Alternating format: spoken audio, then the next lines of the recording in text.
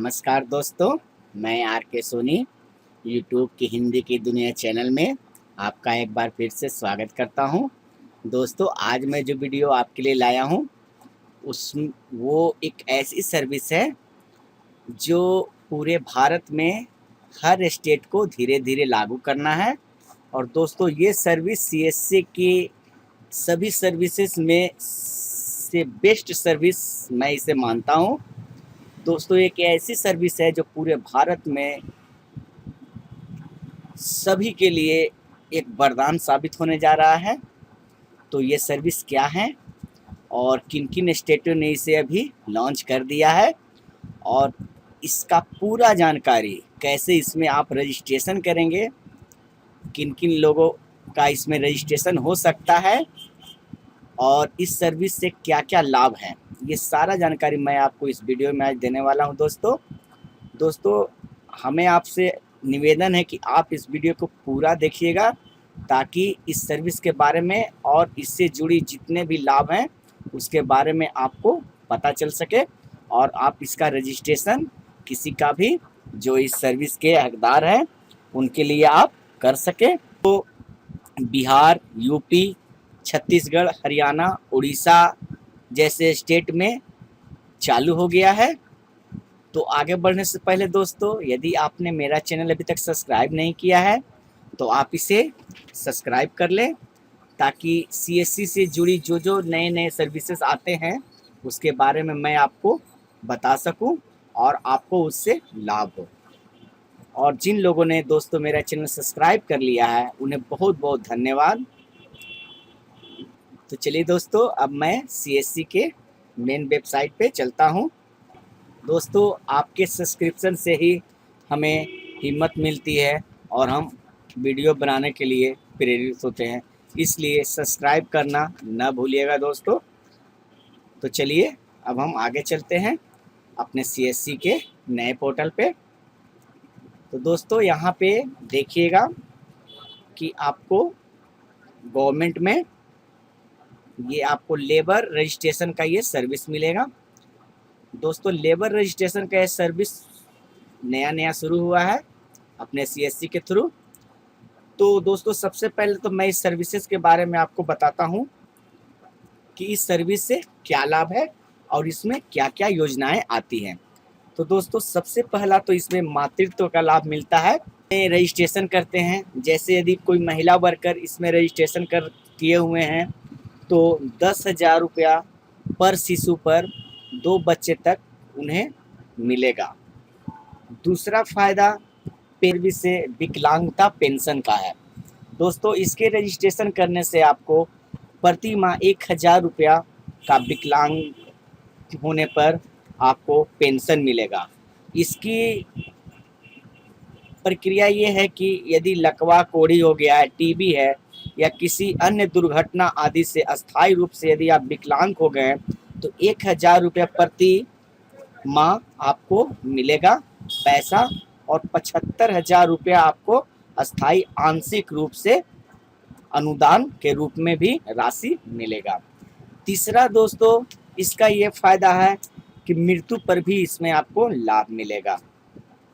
यदि आप इसका रजिस्ट्रेशन करते हैं तो यदि स्वाभाविक मृत्यु हो जाती है तो 1 लाख रुपया और यदि दुर्घटना से मृत्यु होती है तो 4 लाख रुपया का मुआवजा दोस्तों इसके रजिस्ट्रेशन से आपको मिलेगा। अगला फायदा ये है दोस्तों कि इससे आपको चिकित्सा सहायता मिलेगा, जो कि मुख्यमंत्री चिकित्सा कोष जो की राशि होती है उसके समान की राशि आपको इसके रजिस्ट्रेशन पर मिलेगी। अगला आपको दोस्तों इसमें है वित्तीय सहायता। इसमें आपको पुत्री के विवाह पर आपको भी धन राशि मिलेगी दोस्तों। तो इस तरह की बहुत सारी ऐसे फायदे हैं इसमें, मैं आपको गिना नहीं सकता हूँ। तो इसके लिए मैं आपको दिखाता हूँ कि आप खुद से आप देख सकते हैं कि क्या क्या फ़ायदा है। इसके लिए आप स्कीम सर्विस में जाइएगा और यहाँ पे दोस्तों आप देख सकते हैं, जैसा कि इसी सर्विसेज के बारे में मैंने भी आपको बताया है। इसको आप स्क्रॉल कर करके नीचे जाइएगा और देख लीजिएगा, इतना सारा सर्विसेज इसमें इतने सारे लाभ मिलते हैं। तो आगे बढ़ते हैं दोस्तों और चलिए बताते हैं कि इस सर्विस के लिए आप रजिस्ट्रेशन कैसे करिएगा। मैं आपको बिहार के साइट पे लेकर चलता हूँ, शुरू से दिखाता हूँ कि कैसे आना है, और इसी तरह और भी स्टेटों ने सर्विस शुरू किया है। तो सबसे पहले हम ये लेबर रजिस्ट्रेशन के पेज पर क्लिक करते हैं। उसके बाद दोस्तों आपको यहाँ पे CSC लॉगिन पे क्लिक करना है। चलिए मैं यहाँ पे क्लिक करता हूँ।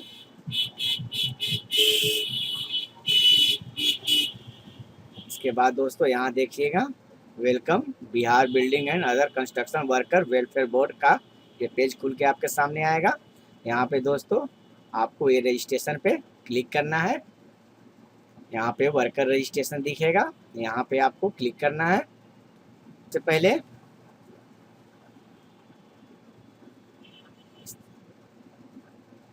यहाँ पे आपको वर्कर रजिस्ट्रेशन पर क्लिक करने के बाद इस तरह का पेज आपके सामने खुल के आएगा।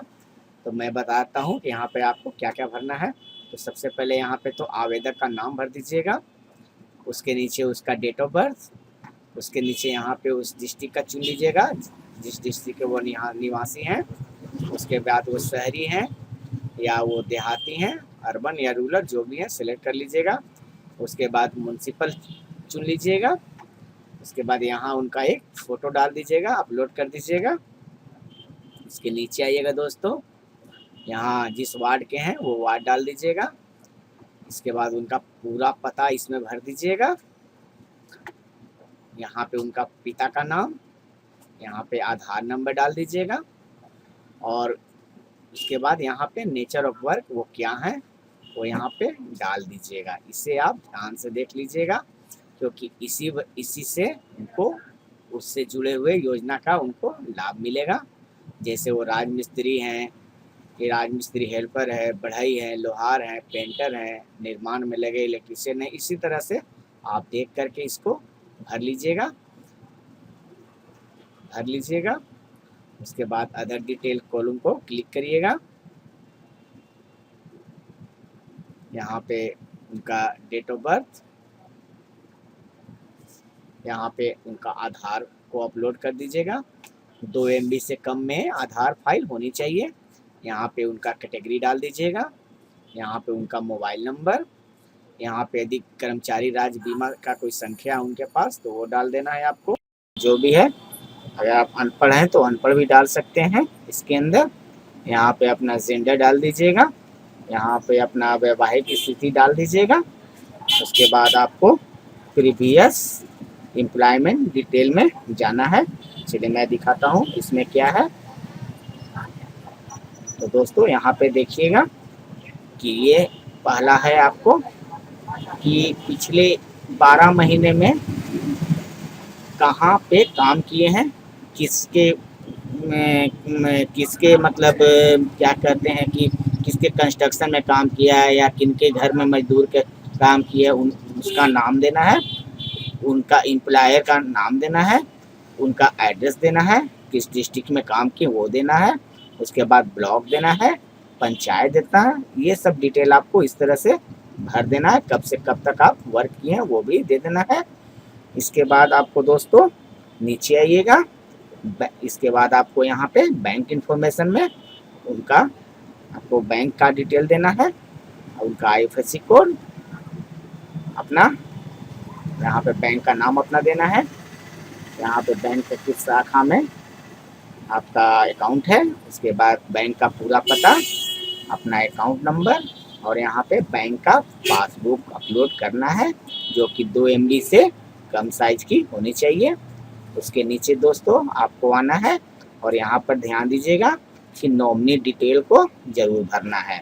नॉमिनी डिटेल में क्या भरना है, तो अपने परिवार के किसी एक सदस्य का नाम, जैसे पत्नी का, अगर पति जेंट्स का रजिस्ट्रेशन करे उनके पत्नी का नाम, यदि कोई लेडीज अपनी रजिस्ट्रेशन करा रही हैं, वर्कर करा रही हैं, तो उनके पति का नाम या पिता का नाम जो भी है, उनका एड्रेस, इसमें उनका रिलेशनशिप, यहाँ पे उम्र देना है, और यहाँ पे आपको परिवार के सदस्य नॉमिनी का नाम चेंज करना है। बस ये इतना कॉलम भर करके दोस्तों आपको क्या करना है कि नीचे आप पहले सेव कर सकते हैं। सेव कर करके आपको उसको बढ़िया से ठीक तरीके से मिला लीजिएगा कि आपने जो फॉर्म भरा है वो सही से भरा है या नहीं। उसके बाद आपको यहाँ पे सबमिट पर क्लिक करना है।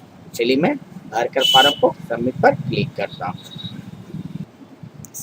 सबमिट पर क्लिक करने के बाद दोस्तों आपको इस तरह से आवेदन आपका दिखेगा। ये आपको आवेदन कार्ड नज़र आएगा, इसको आपको मैं खोल के दिखाता हूँ। इस तरह से दोस्तों आपको आवेदन का कार्ड मिलेगा, इसे आपको प्रिंट कर करके उन्हें दे देना है। इस तरह से यहाँ प्रिंट ऑप्शन पर जाना है और आपको प्रिंट करके दे देना है, इसे दे दीजिएगा। तो दोस्तों आशा होगा कि ये वीडियो आपको पूरी तरह से समझ में आ गया होगा, और यदि अभी भी आपको कुछ इसमें समझ में नहीं आया है और आपके मन में कोई सवाल है तो आप हमें ज़रूर कमेंट करके लिखिएगा।